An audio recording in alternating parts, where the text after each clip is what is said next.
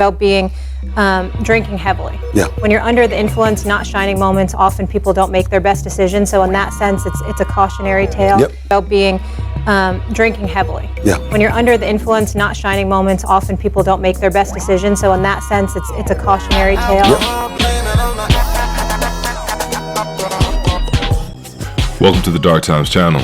And so as you all know, most recently, President of the UFC, Dana White, was involved in a domestic abuse situation in which Dana White can be seen clearly putting his hands on his wife. I'm not going to show the video on this channel, but if you all want to see the video, it's something that's definitely out there. And in this video, you can clearly see Dana White smacking his wife up. And the way he casually did it, you know, in front of so many witnesses, you can tell it probably wasn't the first time. And so, of course, the media is definitely not handling it in the same manner as they would if it were a so-called black man. In fact, one of the reporters at ESPN tweeted the other day, "We've been told not to write anything incendiary on social media about Dana White." And so I'm not saying anything that most of you don't already know. We already know this is how it works.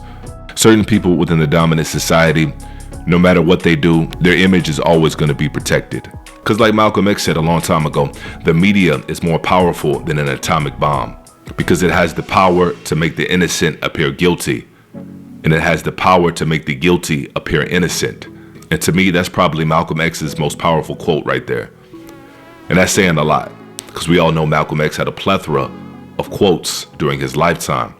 And if you just really sit and think about what kind of power that yields, you know, the power to point at somebody and say, that's the bad guy and I'm the good guy. And it makes very little difference on what the actual truth is.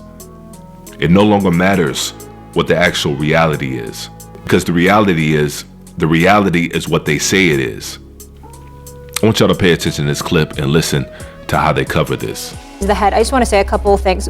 They talked about being drinking heavily. Yeah. When you're under the influence, not shining moments, often people don't make their best decisions. So in that sense, it's a cautionary tale. Yep. So now it's okay to blame it on the alcohol. Any other time when it's a black athlete, not even doing something on camera, just being accused of something, they never bring up alcohol. We just had Ime Udoka, you know, suspended from the Boston Celtics as a head coach for having a consensual affair. And that went on almost 2 weeks nonstop on the news. ESPN couldn't stop covering that. And Molly Quorum and Malika Andrews were two women that were out front on that. Basically, when it comes to sex with the so-called black man and a white woman, no sex is consensual. That's basically what they were ranting about for 2 weeks straight on ESPN. And now we have UFC president smacking up his wife, not once, not twice. I believe he smacked her around multiple times on camera. And now she's blaming it on the alcohol. And now she's talking about, oh, what a great guy he is.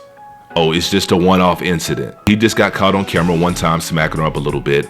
He's a great guy, great family, deserves a second chance. Getting all the splaining now. All the splaining comes out all of a sudden. And I don't judge people by their worst moment. I agree with you on that punishment part. And the other piece that I just want to say, as a woman, it was also his wife's hands on him. So no one should be putting their hands on anyone. Molly actually said something that Stephen A. Smith said about 8 years ago that ESPN made him apologize for. I'm going to go ahead and let the clip play and then I'll come back and chime in. About you. And here's what I mean by that. We keep talking about the guys. We know you have no business putting your hands on a woman. I don't know how many times I got to reiterate.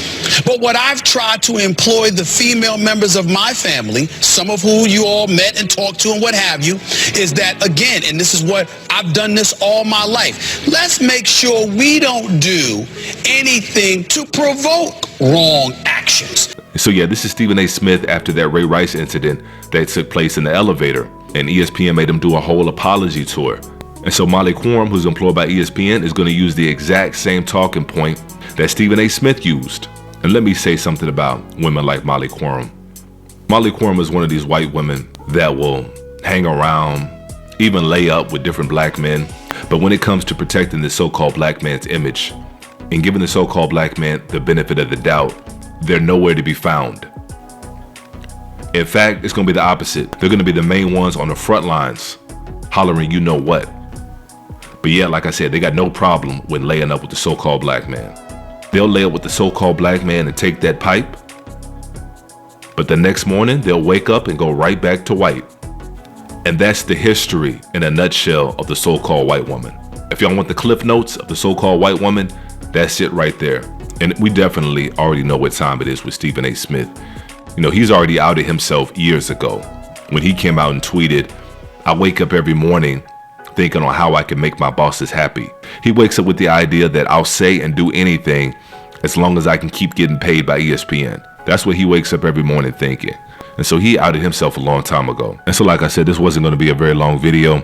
I just wanted to take a second to chime in on the dichotomy and the duality as it pertains to ESPN and some of these other major networks when it comes to covering the so-called black man and when it comes to covering those within the dominant society. And so make sure you like the video and please subscribe to the channel if you haven't done so already. And as usual, peace and chaos.